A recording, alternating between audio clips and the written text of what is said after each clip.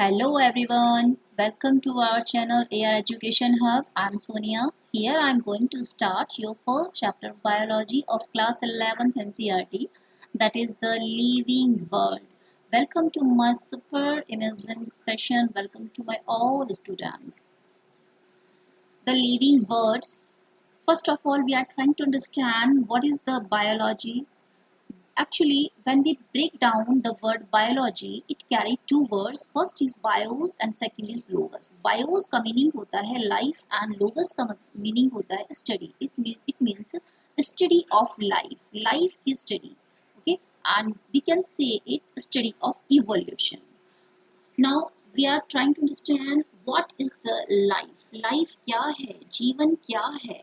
Actually, life cannot be defined, it can be characterized. It means life को हम define नहीं कर सकते, कुछ ही words के अंदर हम define नहीं कर सकते, life को define नहीं किया जा सकता, but कुछ ऐसी विशेषताएं होती हैं, कुछ ऐसे characteristics होते हैं जिसके थ्रू हम ये बोल सकते हैं कि ये ऑर्गेनिज्म जो है इसमें जीवन है, जीवन के कुछ लक्षण दिखाई पड़ते हैं और कुछ चीज़ें ऐसी होती हैं जिसमें जीवन के लक्षण नहीं दिखाई पड़ते हैं. इट मीन्स कुछ चीज़ें लिविंग होती हैं, कुछ चीज़ें नॉन लिविंग होती हैं.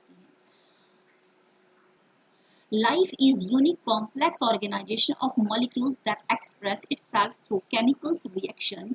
It means life क्या है? Life molecules, complex molecules का ऐसा organization है जिसके थ्रू जो केमिकल्स रिएक्शंस करते हैं और केमिकल्स रिएक्शंस के थ्रू ऐसे कुछ प्रक्रियाएं बॉडी के अंदर करते हैं जिसके थ्रू लाइफ के कुछ लक्षण, कुछ करेक्टरिस्टिक्स नजर आते हैं. ठीक है, वो कौन कौन सी चीज़ें हैं, बेसिक करेक्टरिस्टिक्स हैं जो लाइफ को रिप्रेजेंट करती हैं. These are the characteristics which represent the life. ये कुछ करेक्टरिस्टिक्स हैं जिससे हमें पता चलता है कि कोई ऑर्गेनिज्म लिविंग है, मतलब लिविंग बीइंग्स के अंदर ये सारी करेक्टरिस्टिक्स, सारी विशेषताएं होती हैं. कौन कौन सी विशेषताएं, कौन कौन सी करेक्टरिस्टिक्स होते हैं? देखिए, first of definite shape and size, organization, growth, development, reproduction, metabolism, homeostasis, consciousness, adaptation, repair and regeneration, aging and death. ये सारे ही, ये सभी के सभी इस तरह की और करेक्टरिस्टिक्स हैं जिससे हमें पता चलता है कि कोई ऑर्गेनिज्म जो है वो लिविंग बीइंग्स. ओके, तो first of all we will define definite shape and size. Characteristics of living beings. First of all, we will discuss definite shape and size. देखिए, कोई भी living organism जो है वो definite shape and size का होता है, मतलब कि उसका एक निश्चित आकार, एक निश्चित साइज होता है. It means living beings have definite shape and size which may change with a narrow range. अगर definite shape and size है, फिर भी उसमें अगर थोड़ा बहुत changes होता है. ठीक है, तो on the basic of the definite shape and size, organism are two type, morphous and amorphous. Amorphous मतलब कि जो organism definite shape and size के होते हैं. amorphous मतलब कि जिस organism में थोड़ा बहुत change होता रहता है उसको हम क्या बोलते हैं? amorphous बोलते हैं, जैसे कि आपका अमीबा. ठीक है. Second is organisation. ऑर्गेनाइजेशन का मतलब क्या होता है? देखिए बच्चे, कोई भी ऑर्गेनिज्म, एक मिनट, कोई भी ऑर्गेनिज्म जो है वो सेल का बना हुआ होता है. ओके, एंड सेल जो है वो डिवाइड करती है, सेल जो है वो डिवाइड करती है एंड डिवाइड करने के बाद क्या फॉर्मेशन करती है? टिश्यूज बनाती है, टिश्यूज को फॉर्म करती है. ठीक है, टिश्यूज फॉर्मेशन करते हैं ऑर्गन्स का, ऑर्गन बनाते हैं, ऑर्गन सिस्टम, एक organ system, and organ system से बनता है बॉडी या फिर ऑर्गेनिज्म. ठीक है, तो ऑर्गेनाइजेशन का मीनिंग होता है कि किसी भी ऑर्गन का क्या ऑर्गेनाइजेशन लेवल है, मतलब कोई ऑर्गेनिज्म क्या वो सेल का बना हुआ है, क्या वो टिश्यूज का बना हुआ है, क्या वो ऑर्गन या फिर ऑर्गन सिस्टम का बना होता है, तो किस टाइप की उसकी ऑर्गेनाइजेशन लेवल है, उस बात पर ये डिपेंड करता है. अगर मैं बात करती हूँ अमीबा, सपोज कीजिए फॉर एग्जांपल अमीबा, ठीक है। अमीबा की जो बॉडी है वो क्या है, सिंगल सेल की बनी हुई होती है, इतने यूनिसेलुलर है अमीबा। इतनी सी इसका सेलुलर ऑर्गेनाइजेशन क्या है, इसका सेल्यूलर ऑर्गेनाइजेशन क्या है, सेल, ठीक है। तो ये सेल बेस का बना सेलुलर ऑर्गेनाइजेशन है अमीबा का, ठीक है। अगर मैं बात करती हूँ एस्केरिस, तो एस्केरिस नहीं, सबसे पहले टिश्यू की बात कर लेते हैं। तो अगर मैं बात करती हूँ प्लेन एरिया की, ठीक है, तो प्लेन एरिया का ऑर्गेनाइजेशन कैसा है, टिश्यू लेवल ऑफ ऑर्गेनाइजेशन है, ठीक है। टिश्यू लेवल ऑफ ऑर्गेनाइजेशन किसका है, प्लेन एरिया का, ठीक है। प्लेन एरिया का टिश्यू लेवल ऑफ ऑर्गेनाइजेशन है, मतलब कि उसकी बॉडी के अंदर टिश्यूज पाए जाते हैं, क्योंकि सेल जो है वो डिवाइड करके टिश्यू बनाती है। 2 या 3 लेयर्स के टिश्यू जो है, सिमिलर टिश्यूज होते हैं, वो रिवाइज करते रहते हैं, ठीक है। तो वही उसकी पूरी बॉडी को बनाते हैं, ठीक है। तो प्लेन एरिया जो है वो टिश्यू लेवल ऑफ ऑर्गेनाइजेशन है उसकी बॉडी का। अगर मैं बात करती हूँ एस्केरिस की, ठीक है, एस्केरिस की, एस्केरिस, ठीक है। एस्केरिस का जो टिश्यू लेवल है, सॉरी, एस्केरिस का जो ऑर्गेनाइजेशन है वो ऑर्गन सिस्टम ऑर्गेनाइजेशन है, बिकॉज एस्केरिस के अंदर ऑर्गन सिस्टम पाए जाते हैं, ठीक है। अगर मैं बात करती हूँ हाई लेवल ऑर्गेनिज्म की, तो में आता है आपका ह्यूमन बींग्स, ओके।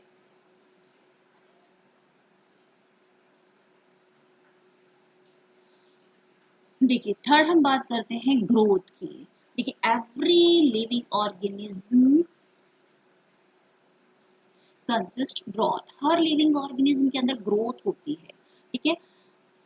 ग्रोथ का मतलब है the increase in the mass and increase in the size of a tissue, मतलब जब किसी ऑर्गेनिज्म का मास या टिश्यूज में इंक्रीज होती है तो हम बोल सकते हैं कि भी इस लिविंग ऑर्गेनिज्म की ग्रोथ हो रही है। या तो ग्रोथ ये मतलब कि जब किसी ऑर्गेनिज्म का ड्राइव वेट जो है वो इंक्रीज होता है, मास इंक्रीज होता है, एंड वो उसकी सेल जो है वो डिवाइड करके नंबर में इंक्रीज होती है, उसको हम क्या बोलते हैं कि भाई इस इंसान की, इस ऑर्गेनिज्म की ग्रोथ हो रही है, ठीक है। Actually growth are two type, कौन कौन सी ग्रोथ होती है, first is in intrinsic intrinsic growth, and second one is the extrinsic growth, ठीक है। एक्चुअली इंट्रिंसिक ग्रोथ का मतलब होता है कि इनसाइड द बॉडी, बॉडी के अंदर जो चेंजेस होते हैं उसको हम क्या कहते हैं, इंट्रिंसिक ग्रोथ बोलते हैं। It means inside inside inside the body growth, मतलब जो बॉडी के अंदर ग्रोथ होती है उसको हम क्या बोलते हैं, इंट्रिंसिक ग्रोथ होता है, अंदर वाली ग्रोथ। जैसे नाम से आपको पता चल रहा है कि इंट्रिंसिक मतलब कि जो बॉडी के अंदर ग्रोथ होती है उसको हम क्या बोलते हैं, इंट्रिंसिक ग्रोथ बोलते हैं। एंड एक्सटर्नल ग्रोथ वो बॉडी के जो बाहर ग्रोथ होती है, आउटसाइड द ग्रोथ होती है, outside growth which is called the extrinsic growth, ठीक है ना। फॉर एग्जाम्पल जैसे कि अगर मैं बात करूं ह्यूमन बींग्स, ह्यूमन बींग्स के अंदर जो होता है ये बॉडी के अंदर जो ग्रोथ होती है ना, उसको हम इंट्रिंसिक ग्रोथ, ये ह्यूमन बींग्स के अंदर होती है। और एक्सट्रिंसिक ग्रोथ होती है एक्चुअली ये नॉन लिविंग ऑर्गेनिज्म के अंदर होती है। It is in non living organism, ठीक है। और जैसे कि आपका रॉक्स के अंदर जो फॉर एग्जांपल रॉक्स के अंदर जो ग्रोथ होती है उसको हम क्या बोलते हैं, एक्सट्रिंसिक ग्रोथ बोलते हैं, ठीक है। एक्चुअली इसमें क्या होता है, इसमें accumulation of material on the any surface, किसी बाहर सरफेस पर किसी मटेरियल का एक्यूमुलेशन हो जाता है तब ये ग्रोथ होती है, ठीक है। आउटसाइड द बॉडी होती है तो इसको बोलते हैं इन एक्सट्रिंसिक ग्रोथ, जो कि आपका नॉन लिविंग थिंग्स के अंदर पाई जाती है, जैसे रॉक्स के अंदर, ओके। नेक्स्ट कंसेप्ट है आपका डेवलपमेंट। देखिए डेवलपमेंट किसको बोलते हैं? एक्चुअली ग्रोथ और डेवलपमेंट में थोड़ा डिफरेंस होता है, बहुत बड़ा डिफरेंस होता है। एक्चुअली डेवलपमेंट किसको बोलते हैं? सम total of changes occur in an organism during its life time, मतलब कोई भी ऑर्गेनिज्म अपने लाइफ टाइम में जो भी उसका चेंजेस होते हैं उसको हम बोलते हैं डेवलपमेंट। देखिए भाई ग्रोथ का मतलब होता है कि ग्रोथ ग्रोथ तो होती जाएगी, बढ़ती जाएगी, बढ़ती जाएगी, बढ़ती जाएगी। जैसे कि एक छोटा बच्चा जो है वो बड़े कुछ टाइम बाद एक बड़े बच्चे में चेंज हो जाता है, ठीक है ना, बड़े इंसान में चेंज हो जाता है। तो it is the meaning of the growth. और डेवलपमेंट का मतलब वो क्या होता है कि कुछ जिसकी बॉडी के अंदर जो डेवलपमेंट होते हैं, उसकी बॉडी के अंदर जो चेंजेस आते हैं उसको क्या बोलते हैं हम? डेवलपमेंट बोलते हैं, ठीक है। जैसे कि अगर हम बात करते हैं प्लांट्स की बात करते हैं, ठीक है, तो प्लांट्स के अंदर जो डेवलपमेंट होता है through out the life span, उसकी पूरी लाइफ में जो चलने वाला जो और ग्रोथ है, मतलब उसको हम क्या कहते हैं? डेवलपमेंट कहते हैं। देखिए लाइफ, अभी यहाँ पे एक वर्ड आया है life span. What is the meaning of life span? Life, एक minute, life span, it means the period, the period from birth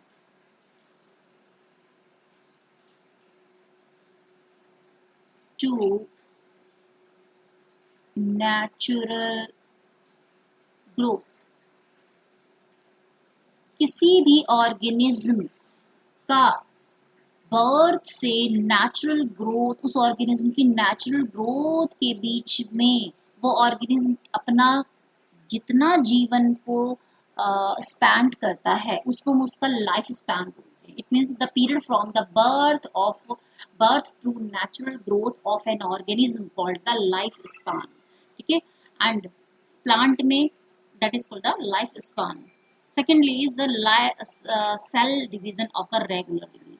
फिर प्लांट्स के अंदर जो सेल डिवीजन है वो रेगुलरली होता जाता है, ठीक है। जो इन दोनों they are the features of the development of in the plants, ठीक है। मतलब कि अब यहाँ भी बेटा एक है ना क्वेश्चन आता है, एमसीक्यू क्वेश्चन जो नीट वगैरह में भी आता है आपका, कि देखिए यहाँ पर जो प्लांट्स हैं वो अपने जीवन में ग्रोथ ही करते रहते हैं, है ना, उनकी भी एक ग्रोथ होती रहती है। और ये ग्रोथ क्यों होती है? एक्चुअली मान लिया ये कोई प्लांट है, ये कोई प्लांट है, ठीक है, तो ये प्लांट है, तो इसकी अपिकल मेरिस्टेम, इसकी टिप पर, प्लांट की शूट एंड प्लांट की रूट की टिप पर क्या होती है? अपिकल अपिकल मेरिस्टेम टिश्यूज होते हैं विच लीड्स टू ग्रोथ, जो कि ग्रोथ में अपना इंपॉर्टेंट रोल को प्ले करते हैं, ठीक है। ये एमसीक्यू क्वेश्चन जो है नीट में पूछा जाता है, ठीक है, कि भाई कौन सी ऐसे क्या कौन सा मेरिस्टेमेटिक टिश्यू है वो जो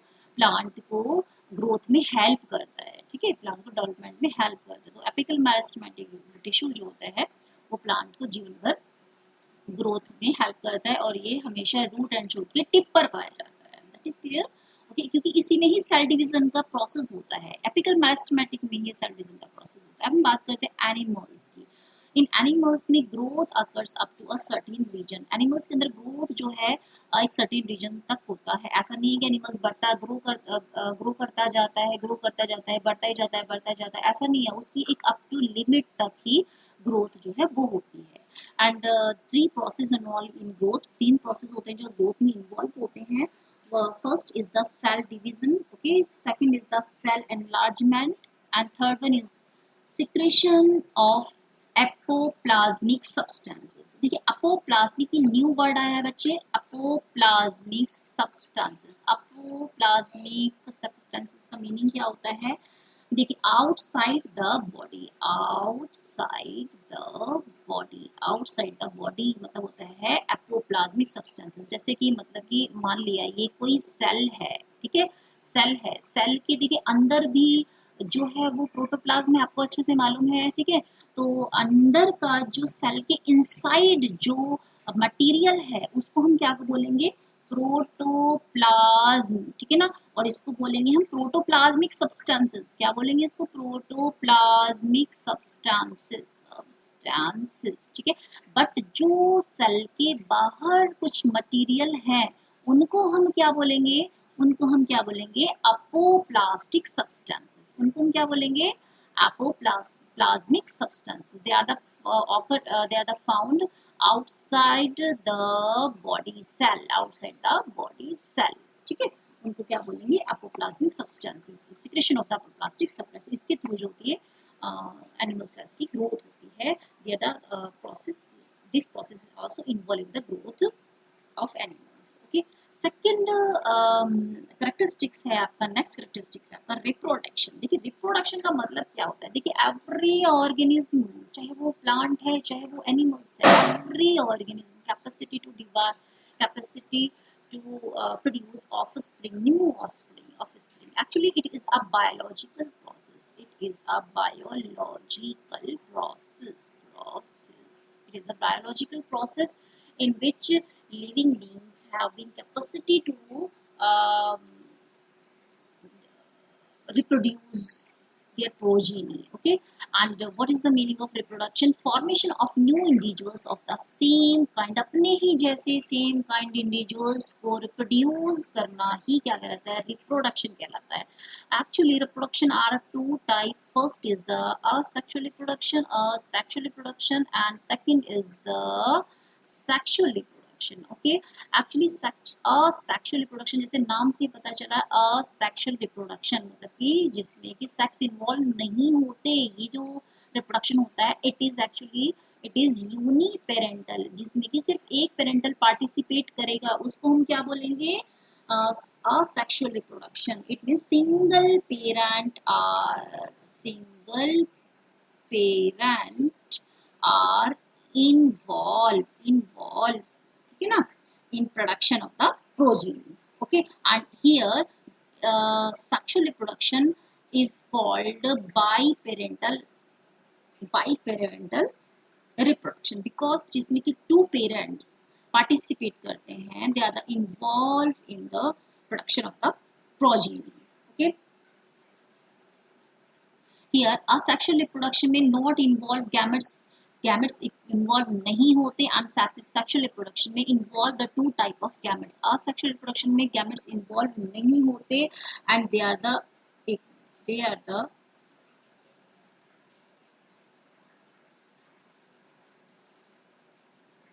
no fertilization, कोई fertilization का process नहीं होता।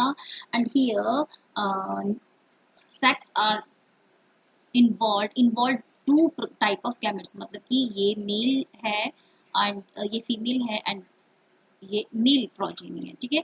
दे प्रोड्यूस द गैमेट्स, ठीक है ना। मेल गैमेट्स प्रोड्यूस करेगा male, and female gametes female produce करेगी, एग या ova we can say, and male gametes से प्रोड्यूस करेगा, दैट इज मेल गैमेट्स, तो पोलन ग्रेन्स या स्पर्म्स प्रोड्यूस करेंगे, ठीक है। और ये जो है फर्टिलाइजेशन का प्रोसेस करेंगे, फर्टिलाइजेशन का प्रोसेस प्रोड्यूस करेंगे। फर्टिलाइजेशन के थ्रू क्या बनाएंगे, एम्ब्रियो बनाएंगे। एम्ब्रियो जो है एक न्यू प्लांट को प्रोड्यूस करेगा, ठीक है ना। तो सेक्सुअल रिप्रोडक्शन में प्रोसेस होता है, जिसकी वजह से सेक्सुअल रिप्रोडक्शन में मियोसिस का प्रोसेस भी इन्वॉल्व होता है। मियोसिस के प्रोसेस से रिकॉम्बिनेशन बनते हैं, न्यू वैरायटीज बनती हैं, और न्यू वैरायटीज हमेशा इवोल्यूशन को प्रोड्यूस करती हैं, एंड वेरिएशन भी आती हैं, दे आर ऑफन वेरिएशंस भी बनती हैं इसमें। बट इन asexual रिप्रोडक्शन में नो इन्वॉल्व इन गैमेट्स, कोई भी mail and female gametes produce नहीं होते, कोई फर्टिलाइजेशन का प्रोसेस नहीं होता, नो मियोसिस का प्रोड्यूस नहीं होता, ओनली क्या होता है, माइटोसिस प्रोसेस होता है, बिकॉज माइटोसिस प्रोसेस के थ्रू क्या होता है, एक ही जैसी प्रोजेनी बनते हैं, जिसको हम क्लोन भी बोलते हैं, ठीक है। तो asexual रिप्रोडक्शन में जो प्रोजेनी बनती है उनको क्लोन बोलते हैं, ठीक है, because clone are the morphological and genetical similar to their parents, ठीक है ना, ओके। एंड नो मियोसिस का प्रोसेस नहीं होता, एंड नो वेरिएशन, कोई भी वेरिएशन नहीं आती यहाँ पर, ठीक है। तो ये बात हुई सेक्सुअल रिप्रोडक्शन की and asexual reproduction. Now type of asexual reproduction. भाई असेक्सुअल रिप्रोडक्शन जो है वो कितने टाइप के होते हैं? They are the four type. First is the spore formation, second is the budding, third one is fragmentation, fourth one is regeneration. देखिए spore formation मैं डीपली नहीं बताऊंगी क्योंकि आपका 12th में है ये पोर्शन, ठीक है ना, तो थोड़ा सा बस नॉलेज दे देती हूँ।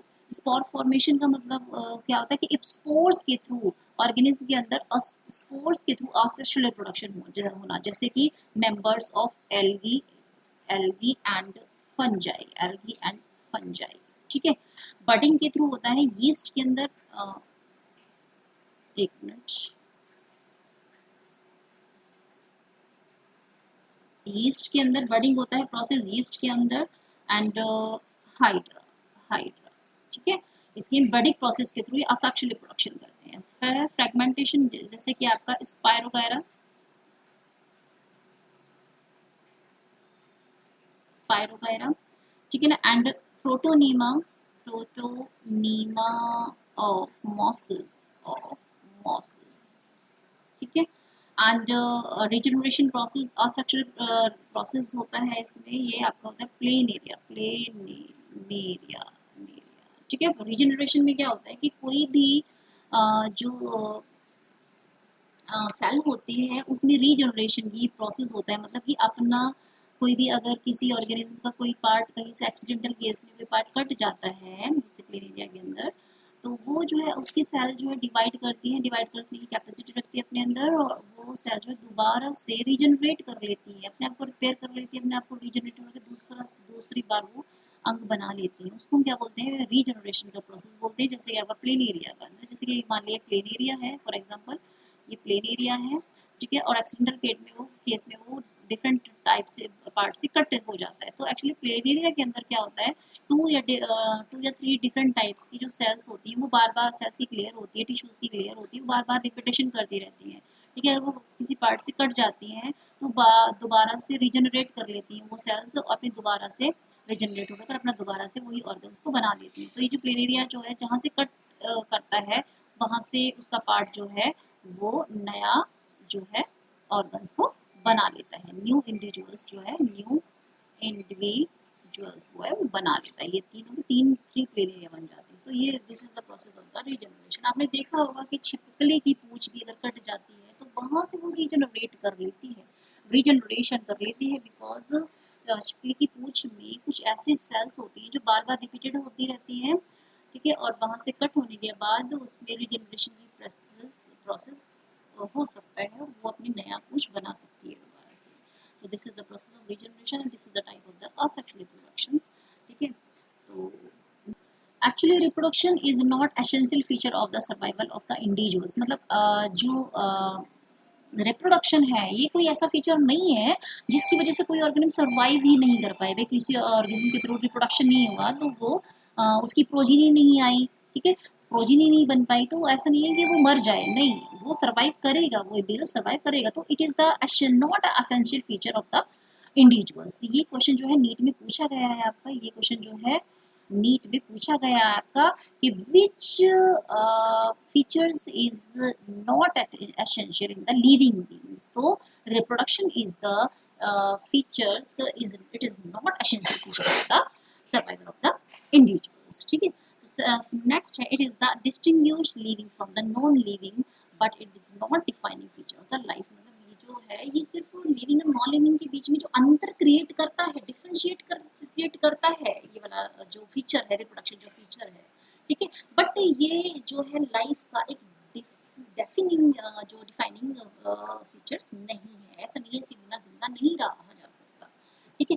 अब देखिए नेक्स्ट है मेटाबॉलिज्म। देखिए what is the meaning of metabolism? Actually it is the sum total of the biochemical reactions occur in a cell. Actually बेटा क्या होता है कि हमारी बॉडी के अंदर लगातार कुछ ऐसी रिएक्शंस होती रहती हैं जिससे कुछ यूजफुल मटेरियल बनते रहते हैं हमारी बॉडी के लिए और कुछ वेस्टेज मटेरियल बनते हैं हमारी बॉडी के लिए, ठीक है। इस पूरी की पूरी रिएक्शंस को हम क्या बोलते हैं? मेटाबॉलिज्म कहते हैं, ठीक है ना। ऐसा बोलते हैं ना कि भाई हमारा मेटाबॉलिज्म तो बहुत अच्छा है, ठीक है ना, हमारा जो है मेटाबॉलिज्म बहुत अच्छा है, इसका मतलब हमारी बॉडी के अंदर जितनी भी रिएक्शंस हो रही हैं वो सारी बहुत अच्छी हैं। एक्चुअली इट इज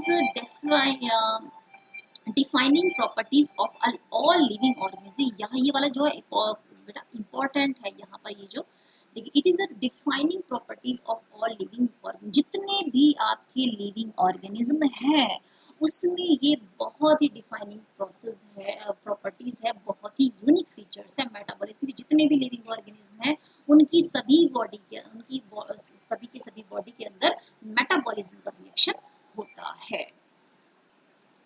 देखिए और थोड़ा सा अच्छे से समझने की कोशिश करते हैं मेटाबॉलिज्म को। मेटाबॉलिज्म, ठीक है, मेटाबॉलिज्म हमारी बॉडी के अंदर कुछ ना कुछ रिएक्शन हर वक्त होती रहती है। आप बैठे हैं, आप पढ़ रहे हैं, आप सो रहे हैं, आप खेल रहे हैं, कूद रहे हैं, आपकी बॉडी के अंदर हर वक्त कुछ ना कुछ रिएक्शन अपने आप चलती रहेंगी, आपको पता भी नहीं रहेगा, ठीक है। उनके दौरान जो होते हैं कुछ केमिकल्स रिएक्शंस के दौरान कुछ हार्मफुल रिएक्शन बनती है और कुछ यूजफुल रिएक्शन बनती है। यूजफुल रिएक्शन जो होती है हमारी बॉडी के अंदर एब्जॉर्ब कर ली जाती है और वेस्टेज मटेरियल हमारी बॉडी से बाहर रिलीज कर देती है। इस पूरे प्रोसेस को हम क्या बोलते हैं, मेटाबॉलिज्म प्रोसेस बोलते हैं। Actually metabolism are of two type. कौन कौन सा टाइप्स होते हैं मेटाबॉलिज्म के? First is anabolism and second is catabolism, ठीक है। एनाबॉलिज्म का मतलब होता है building reactions, building up reactions, ठीक है। मतलब कि जिसमें कि चीजें बनती हैं। Actually it is a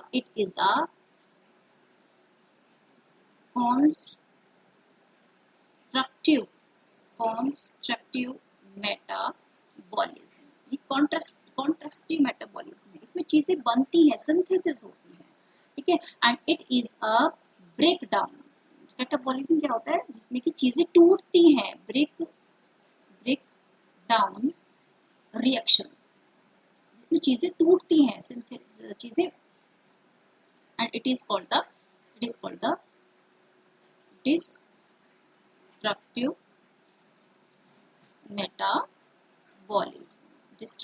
metabolism.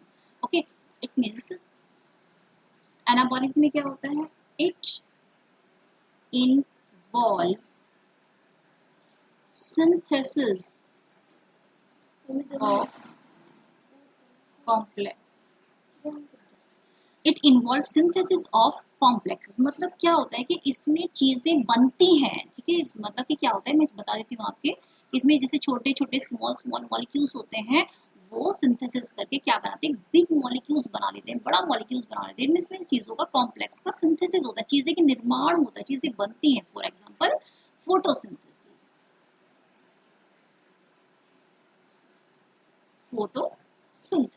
ठीक है। बट एंड कैटाबॉलिज्म में क्या, चीजें ब्रेक डाउन होती हैं, चीजें टूटती हैं, and it means it involve